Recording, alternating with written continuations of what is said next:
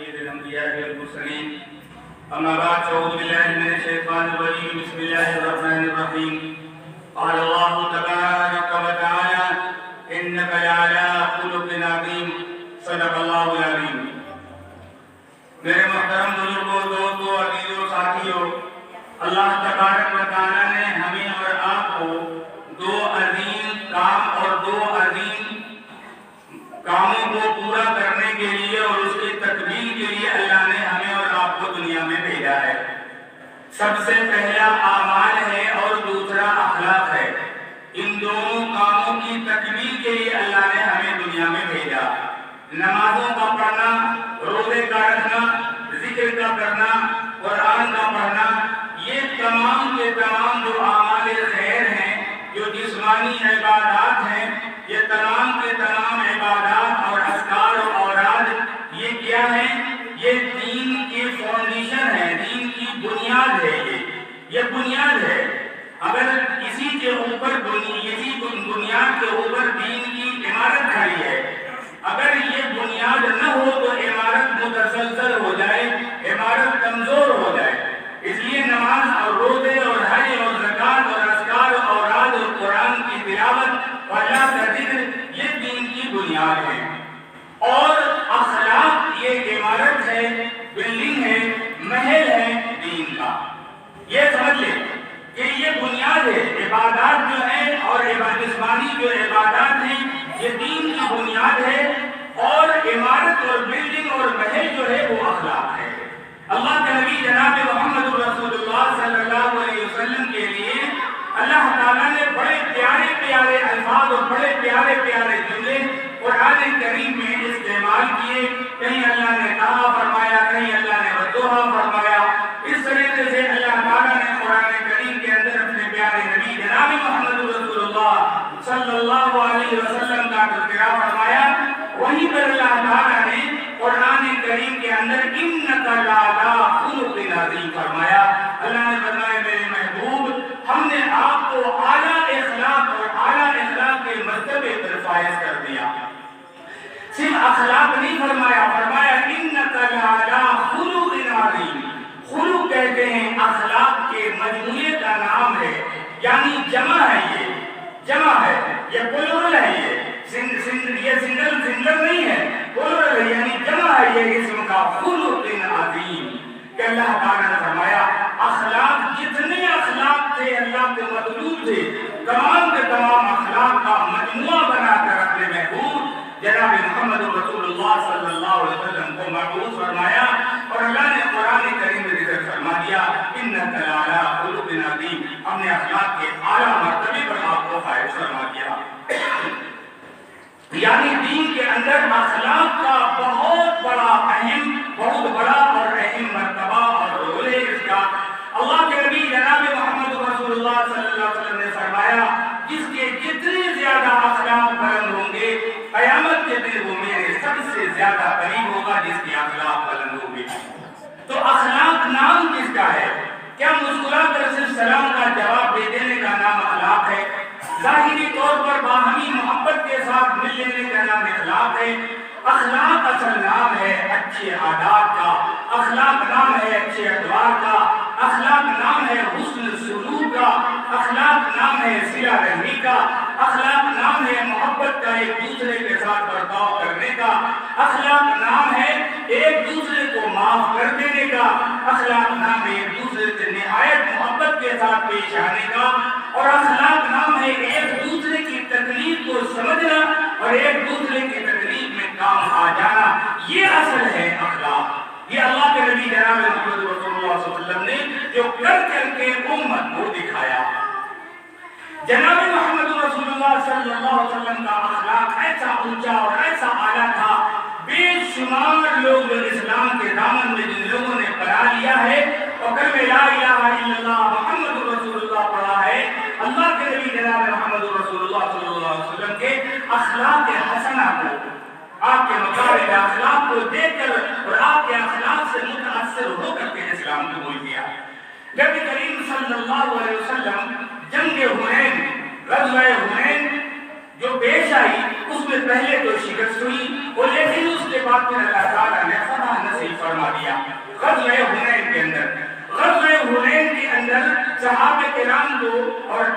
فتح حاصل ہو گئی، اسلام کو جب فتح حاصل ہو گئی تو صحابہ کرام کی جماعت تھی جو بھاگ رہی تھی. ان میں سے ایک صحابی تھے جو بھاگتے ہوئے جا رہے تھے، جن کا قدم نبی کریم صلی اللہ علیہ وسلم کے قدم مبارک پر رکھا گیا. نبی کریم صلی اللہ علیہ وسلم کے قدم مبارک پر اس صحابی تھے ان کا قدم رکھا گیا، پیر رکھ گیا. تو نبی کریم صلی اللہ علیہ وسلم نے ان کو اپنے آپ کے ہاتھ میں ایک چھری تھی، اپنے چھری سے ان کے جسم پر ہلکی سی ایک ضرب لگا دی، ہلکی سی ضرب لگا دی. چوٹ نہیں آئی ہوگی اس لیے کہ وہ تو جنگ کے لیے جو پہنے جاتے ہیں زرہ، وہ زرہ پہنے ہوئے جو لوہے کا زرہ تھا، اس میں چھری سے چوٹ جائے گی. لیکن نبی کریم صلی اللہ علیہ وسلم نے تنبیہ کے طور پر یہ کہتے ہوئے چھری لگائی اور فرمایا کہ تم نے مجھے تکلیف پہنچا دی. اب وہ صحابی وہاں سے چلے اور پریشان ہوئے کہ اللہ کے نبی صلی اللہ علیہ وسلم نے فرمایا کہ مجھے تکلیف پہنچا دی، اب یقیناً اللہ کی طرف سے وحی آ جائے گی اور میرے لیے مصیبت کا سامان بن جائے گا، میں تو ہلاک ہو جاؤں گا. یہ سوچ کر رات بھر صحابی کو نیند نہیں آئی، رات بھر روتے رہے، پریشان رہے. صبح میں فجر کی نماز کے لیے جب مسجد تشریف لائے تو جناب محمد رسول اللہ صلی اللہ علیہ وسلم نے فرمایا کہ وہ بندہ کہاں ہے جس کے اوپر پیر میرے پیر سے لگ گیا تھا، وہ کہاں ہے؟ وہ گھبرانے لگے اور سمجھ گئے کہ بہت بڑا انتقام ہم سے لیا جائے گا. جب وہ حاضر ہوئے تو اللہ کے نبی جناب محمد رسول اللہ صلی اللہ علیہ وسلم نے فرمایا کہ تمہارے جسم پر میری چھری سے ضرب لگ گئی، میں نے تم کو اپنی چھری سے مار دیا، لہذا اس وجہ کر میں تم سے معافی مانگتا ہوں کہ مجھے معاف کر دو. یہ اللہ کے نبی جناب محمد رسول اللہ صلی اللہ علیہ وسلم فرمانی امت کے لیے سبق ہے، امت کے لیے درس ہے. امت تو کہتی ہے باپ نے اگر سختی ایک اولاد کے ساتھ کر دی تو باپ کو معاف نہیں کرتے کہ آپ نے بھیا کو نہیں کہا تھا، چھوٹے بھائی کو نہیں بولا تھا، اس بیٹا کو نہیں بولا، اس بیٹی کو نہیں بولا، میرے ساتھ کیوں ایسا کیا؟ ہم تو اپنے ماں باپ کو معاف کرنے کے لیے تیار نہیں ہیں. اللہ کے نبی جناب محمد رسول اللہ صلی اللہ علیہ وسلم نے فرمایا ضرب لگی تو تم کو مجھے معاف کر دو.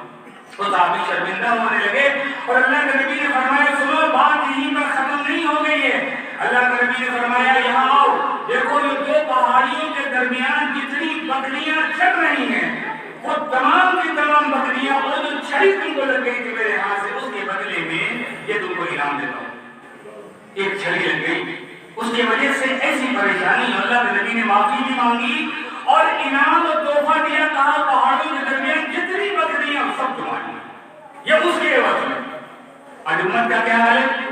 اس قدر لوگوں کے حقوق سر پر لے کر چل رہے ہیں، اس قدر لوگوں کو ایذا پہنچا رہے ہیں، تکلیفیں دے رہے ہیں، گالیاں دے رہے ہیں، دلوں کو دکھا رہے ہیں، لیکن معافی کا ذرا برابر خیال نہیں. اس لیے کہ معافی کو ہم نے دین کا حصہ ہی نہیں سمجھا، ہم نے معافی کو دین کا حصہ نہیں سمجھا، ہم نے اخلاق کو دین کا حصہ نہیں سمجھا، ہم نے صلہ رحمی کو دین کا حصہ نہیں سمجھا، ہم نے لوگوں کی مدد کر دینے کو دین کا حصہ نہیں سمجھا. اس لیے ہم ان چیزوں کے اوپر، ان باتوں کے اوپر توجہ نہیں دیں. اللہ کے نبی جناب محمد رسول اللہ صلی اللہ علیہ وسلم کا اخلاق، اگر اللہ کے نبی صلی اللہ علیہ وسلم کے اخلاق کے حضرت ایک اخلاق کو بھی، آپ کے اخلاق کے ایک نمونے کو بھی زندگی میں اتار لے تو زندگی کامیاب ہو جائے. نبی کریم صلی اللہ علیہ وسلم مکے کی گلی سے تشریف لے جا رہے ہیں. حضرت بلال رضی اللہ تعالیٰ عنہ جو بنو امیہ کے غلام تھے، بنو امیہ بڑا ظالم تھا، بنو امیہ نے حضرت بلال کو اپنے قبضے میں لے رکھا تھا. زر خرید غلام تھے، خریدا تھا حضرت بلال کو اور خرید کر کے غلام بنایا تھا اور اس قدر ظلم کرتا تھا حضرت بلال پر کہ دن اور رات کام لیتا، نہ اسے بخار کی فکر ہوتی، نہ تکلیف کی فکر ہوتی، نہ کسی پریشانی کی فکر ہوتی. اذیت پہ اذیت دیے چلا جاتا بنو امیہ. اور نبی کریم صلی اللہ علیہ وسلم اسی موقع پر آپ صلی اللہ علیہ وسلم تشریف لے جا رہے ہیں. آپ صلی اللہ علیہ وسلم نے کسی کے کراہنے کی آواز سنی تو جناب محمد رسول اللہ صلی اللہ علیہ وسلم قریب گئے اور جا کر کے بنو امیہ کر کے گھر سے وہ آواز آ رہی تھی. آپ صلی اللہ علیہ وسلم تشریف لے گئے. جب اندر تشریف لے گئے تو دیکھا ایک شخص بیٹھا ہے جو چکی چلا رہا ہے، سردی کا موسم ہے، اس کے جسم پر نہ ڈھنگ کے کپڑے ہیں، نہ اوڑھنے کا اور گرم چیزوں کا سامان اس کے پاس ہے. سردی ختم کرنے اور دور کرنے کا انتظام بھی نہیں ہے. اللہ کے نبی صلی اللہ علیہ وسلم نے دیکھ کر فرمایا اللہ کے بندے یہ تمہاری حالت کس نے بنا دی ہے؟ کہا میرے مالک نے، یہ بنو امیہ کا میں غلام ہوں، میں اس کے قبضے پہ ہوں اور وہ مجھ پر ظلم کرتا ہے۔ اللہ کے نبی نے فرمایا آرام کر لو۔ اس نے کہا میں آرام کیسے کر سکتا ہوں؟ میں آرام نہیں کر سکتا، بنو امیہ دیکھے گا تو مجھ پر ظلم کرے گا۔ اللہ کے نبی صلی اللہ علیہ وسلم نے جب یہ بات پوچھی تو حضرت بلال نے فرمایا تمہارے جیسے لوگ ہر روز آتے ہیں یہاں اور ہر روز میرے حال پر ترس کھاتے ہیں اور ترس کھا کر اسی طریقے سے اظہار تعصب کر کے چلے جاتے ہیں، لیکن میرا کوئی راستہ نہیں نکالتے، کوئی حل نہیں نکالتے۔ اللہ کے نبی خاموش رہے، تشریف لے گئے۔ تھوڑی دیر کے بعد جناب محمد رسول اللہ صلی اللہ علیہ وسلم تشریف لائے تو آپ صلی اللہ علیہ وسلم کے ایک ہاتھ میں برتن میں دودھ کا برتن تھا اور ایک ہاتھ میں کھجور تھے۔ اللہ کے نبی نے فرمایا کہ بلال لو یہ دودھ پی لو، یہ کھجور کھا لو۔ حضرت بلال نے کھا لیا، دودھ بھی پی لیا، کھجور بھی کھا لیا۔ پھر اللہ کے نبی نے فرمایا بلال آرام کرو، کہا یا کہ میں اگر آرام کرتا ہوں تو بنو امیہ تو میری حالت خراب کر دے گا۔ اللہ کے نبی نے فرمایا کوئی بات نہیں ہے، کیوں حالت خراب کرے گا؟ چکی کون چلائے گا؟ میں سو جاؤں گا۔ اللہ کے نبی نے فرمایا اے اللہ کے بندے کوئی بات نہیں ہے، کوئی پریشان ہونے کی فکر کی ضرورت نہیں ہے، میں محمد بن عبداللہ اپنے ہاتھ سے چکی چلاؤں گا، تم آرام کرو۔ اللہ کے نبی جناب محمد رسول اللہ صلی اللہ علیہ وسلم نے اپنے دست مبارک سے اپنی کملی مبارک کو اتارا اور اتار کر حضرت بلال کو اڑا دیا۔ فرمایا بلال آرام کرو، تم کو سردی لگ رہی ہوگی، تم کو نیند آ رہی ہوگی، آرام کرو۔ حضرت بلال کو اللہ کے رسول صلی اللہ علیہ وسلم نے لٹا دیا اور سلا دیا اور پوری رات کملی والے آقا جناب محمد رسول اللہ صلی اللہ علیہ وسلم حضرت بلال کی جگہ خود چکی چلاتے رہے اور چکی پیستے رہے۔ یہ اخلاق کا نمونہ دیا جناب محمد رسول اللہ صلی اللہ علیہ وسلم نے امت کو کہ اس کا نام ہے اخلاق۔ اخلاق اسے کہتے ہیں۔ ہم نے اخلاق کو اپنی زندگی میں حقیقت معلوم اپنی زندگی میں اخلاق کو نہیں اتارا، اخلاق کو داخل نہیں کیا۔ ہم اخلاق سے واقف بھی نہیں ہیں اور اگر واقف ہیں تو پھر ہم اخلاق اپنی زندگی میں داخل نہیں کرنا چاہتے۔ جناب محمد رسول اللہ صلی اللہ علیہ وسلم کے اس اخلاق کو اللہ کے نبی صلی اللہ علیہ وسلم نے صرف وہیں تک باقی نہیں رکھا، دوسرے دن بھی آئے، تیسرے دن بھی آئے، بار بار آتے رہے۔ پھر اللہ کے نبی صلی اللہ علیہ وسلم سے کے متعلق حضرت بلال نے سنا، حضرت بلال نے اللہ کے رسول صلی اللہ علیہ وسلم کے متعلق کسی سے سنا کہ مکے کی سرزمین پر ایک شخص ہے جو اب خود کو نبی کہتا ہے اور وہ کہتا میں سچا نبی ہوں اور مومنوں کے لیے جنت کی بشارت دیتا ہے اور بدعمال گنہگاروں بدکاروں کے لیے جہنم کا راستہ ہے وہ بتاتے ہیں اور خود کو اللہ کا نبی قرار دیتا ہے۔ حضرت بلال نے نبی کریم صلی اللہ علیہ وسلم کا نہ پیغام حضرت بلال تک پہنچا، نہ حضرت بلال تک اللہ کے نبی کی دعوت پہنچی، نہ اسلام کی تبلیغ حضرت بلال تک پہنچی، نہ اسلام کی تعریف حضرت بلال نے سنی۔ اسلام سے متعارف بھی نہیں ہے حضرت بلال کے اسلام کیا ہے، لیکن اللہ کے نبی جناب محمد رسول اللہ صلی اللہ علیہ وسلم کے اخلاق حسنہ سے اور آپ کے مکارم اخلاق سے متاثر ہو چکے تھے اور جیسے ہی حضرت بلال نے سنا تو ان سے پوچھا یہ بتاؤ یہ بات کون کہہ رہا ہے؟ کہا گیا وہ محمد بن عبداللہ ہے جو مکے کے سرزمین پہ ہے۔ حضرت بلال نے فرمایا خدا کی قسم اگر محمد بن عبداللہ اس بات کو کہتا ہے تو میں سب سے پہلے گواہی دیتا ہوں اشہد ان لا الہ الا اللہ واشہد ان محمد رسول اللہ۔ آپ بتائیں اللہ کے نبی صلی اللہ علیہ وسلم کی نماز نے متاثر کیا حضرت بلال کو؟ اللہ کے نبی کی تلاوت قرآن نے متاثر کیا حضرت بلال کو؟ اللہ کے نبی کے ذکر نے حضرت بلال کو متاثر کیا؟ اللہ کے نبی نے تلاوت قرآن کو سن کر کے حضرت بلال متاثر ہو کر کے اسلام میں داخل ہونے کے لیے بے چین ہو گئے؟ نہیں، ان چیزوں کو دیکھ کر نہیں ہوئے، اللہ کے نبی صلی اللہ علیہ وسلم کے اعلیٰ اخلاق کو دیکھ کر کے ایسے متاثر ہوئے کہ بغیر اسلام کا تعارف ہوئے اسلام کا کلمہ پڑھا اور مسلمان ہوئے۔ حضرت بلال رضی اللہ تعالیٰ کے متعلق جب بنو امیہ کو جب یہ معلوم ہو گیا کہ وہ مسلمان ہو چکے ہیں تو اس پر ظلم کرنا شروع کر دیا۔ ایسا ظلم کرتا کہ جسم سے کپڑے اتار دیتا، سردی کی رات میں گزرنے پہ مجبور کر دیتا، اور دن کے وقت تپتی ہوئی ریت پر کپڑے اتار کر لٹا دیتا، اور اس قدر تنگیاں ایسا ظلم کرتا کہ انسانیت شرمندہ ہو جاتی، ایسا ظلم کرتا بنو دنیا۔ نبی کریم صلی اللہ علیہ وسلم کو جب اس بات کی اطلاع پہنچی تو اللہ کے نبی صلی اللہ علیہ وسلم نے حضرت ابو بکر رضی اللہ تعالیٰ عنہ سے فرمایا، کون ہے تم میں جو بلال کو آزاد کرا دے؟ بلال کو آزاد کرانے کا کوئی وعدہ کرتا ہے، آج ہی خرچ کا ذمہ میں لیتا ہوں، لیکن بلال کو آزاد کر۔ حضرت ابو بکر صدیق رضی اللہ تعالیٰ عنہ گلی سے گزر رہے ہیں، حضرت ابو بکر نے دیکھا کہ کوئی شخص ہے جو لیٹا ہوا ہے، اس کے سینے پہ پتھر رکھا ہے، لوگ ظلم کر رہے ہیں، مار رہے ہیں، جانوروں کی طرح شروع کر رہے ہیں۔ تو اللہ حضرت ابو بکر وہاں کھڑے ہو گئے، کھڑے ہو کر ماجرا دیکھنے لگے کون ہے؟ جب دونوں نے دیکھا یہ تو بلال ہیں جن پر اس قدر ظلم کیا جا رہا ہے۔ حضرت ابو بکر رضی اللہ تعالیٰ نے فرمایا، دیکھیے اسلام نام اس کا ہے، اخلاق نام اس کا ہے، اور اسلام میں اخلاق کا کیا مقام ہے اس کو سیکھیے، زندگی میں داخل کریں، تب زندگی کامیاب ہوگی۔ اس لیے کہ اعمال اور اخلاق یہ دونوں لازم ملزوم ہیں۔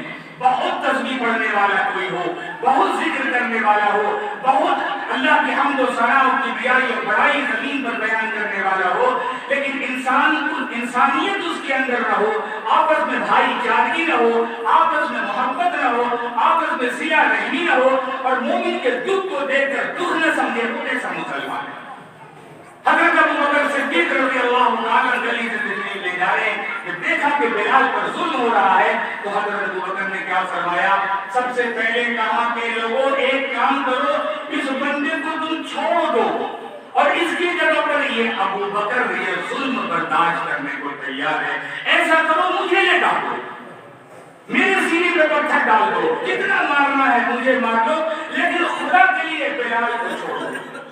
کوئی کہے نا کہ کسی اور کو تکلیف دی جائے، کسی تکلیف کے بغیر، ہم تو آج کسی کے اوپر اگر تھوڑا بہت قرض ہے، مجبور انسان ہے، کھانے کے لیے پیسے نہیں اس کے پاس ہے، قرض کا اس کے اوپر انبار ہے، اللہ نے پیسے کا انبار ہمیں دیا ہے، مال کیا ہے، ہمیں معلوم ہے وہ بندہ بیچارہ بہت مقروض ہے، اس کے دروازے پہ چار آدمی آ کر گالی دے کر جاتے ہیں، اسے برا بھلا کہہ کر جاتے ہیں، لیکن ہمیں احساس نہیں ہے کہ ہم خاموشی کے ساتھ اس بندے کو کہہ دیں اس اخلاق کے ناطے کہ اسلام کا ایک اعلیٰ مقام ہے کہ جو کوئی بات نہیں ہے تمہارا قرضہ جتنا مجھے بولو میں تمہارا قرضہ ادا کر دوں گا، ہے کوئی بندہ کہنے والا؟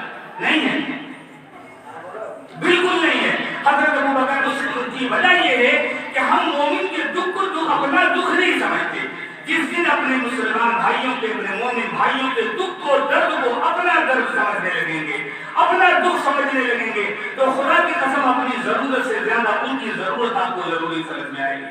حضرت ابو بکر رضی اللہ تعالیٰ فرمایا، لوگوں اسے چھوڑ دو، مجھے لکھا تو مجھے جتنا مارنا مارو، مجھے بہت تکلیف ہو رہی ہے، کیا تمہیں کیوں مارنا؟ تم پر ظلم نہیں کر سکتے، ہم کو تو بلال سے بدلہ لینا ہے، بلال کلمہ پڑھتا ہے، کس کا کلمہ پڑھتا ہے؟ حضرت ابو بکر رضی اللہ عنہ نے فرمایا کہ کیا کہہ رہے ہو، کس کا کلمہ پڑھتا ہے؟ کہا محمد رسول اللہ صلی اللہ علیہ وسلم کا، بس محمد نام آنا تھا حضرت ابو بکر کے کان میں کہ یہ محمد کا واسطہ دے کر بول رہا ہے، کہ یہ محمد کا کلمہ پڑھتا ہے اور یہ محمد کا نام لے رہا ہے۔ کہا محمد کے نام لے گاؤں پر تو ساری جان اور سارا مال، سارے اسباب سب قربان، فرمایا سب قربان ہے محمد کے نام پہ۔ اللہ کے نبی صلی اللہ علیہ وسلم کے وہ حضرت ابو بکر رضی اللہ عنہ یادگار ہے، صحابی ہے، حضرت ابو بکر رضی اللہ عنہ کیا فرمایا؟ حضرت ابو بکر نے فرمایا کہ چلو جاؤ، چلو بدل میں کرو، پہلے ایک معاملہ طے کر لو، معاہدہ کر لو، یہ بتاؤ کہ تم بلال کو بیچو گے؟ بلال کو میں خریدنا چاہتا ہوں۔ کہا بلال کو خرید سکتے ہو تم؟ کہا بالکل خرید سکتا ہوں۔ کہا کیا قیمت ہے؟ کہا بلال کو کی قیمت تم نہیں دے سکتے، نہیں خرید سکو گے بلال کو۔ بنو امیہ نے کہا تم نہیں خرید سکتے۔ کہا کیوں نہیں خرید سکتے؟ کہا اس لیے کہ اس کی قیمت میں نے اتنی رکھی ہے کہ کسی کی مجال نہیں کہ بلال کو خرید دے۔ حضرت ابو بکر نے فرمایا کتنی قیمت رکھی ہے؟ ایک بہت قیمتی ان کا باغ تھا۔ کہا کہ اس باغ کے بدلے کہا اور دو، جتنا اس نے مطالبہ کیا اور آ کر یہاں پر ٹھہر گیا۔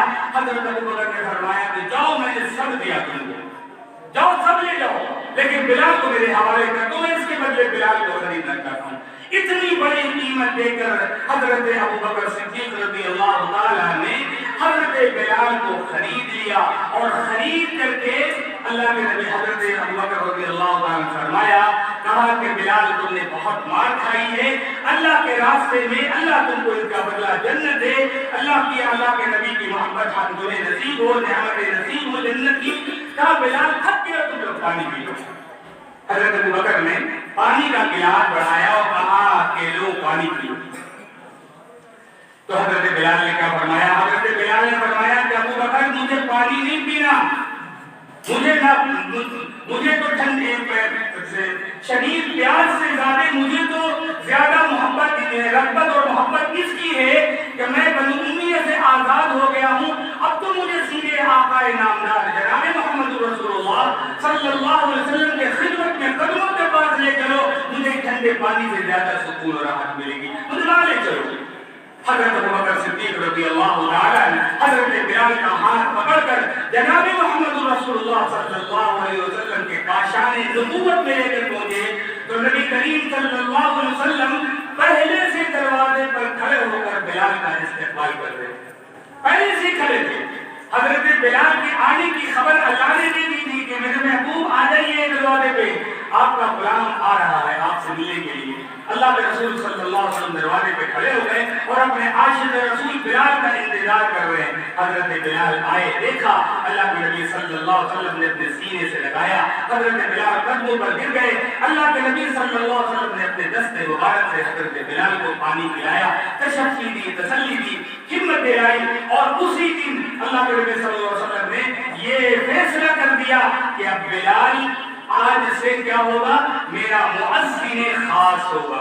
حضرت بلال کو مؤذن ہونے کا مرتبہ اللہ کے رسول صلی اللہ علیہ وسلم نے نصیب فرمایا۔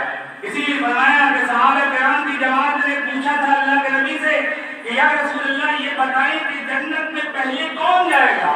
اللہ کے نبی صلی اللہ علیہ وسلم نے فرمایا بلال۔ کہا یا رسول اللہ بلال، کیا انبیاء سے بھی پہلے بلال جائیں گے؟ اللہ کے نبی نے فرمایا ہاں انبیاء سے بھی پہلے بلال جائے گا۔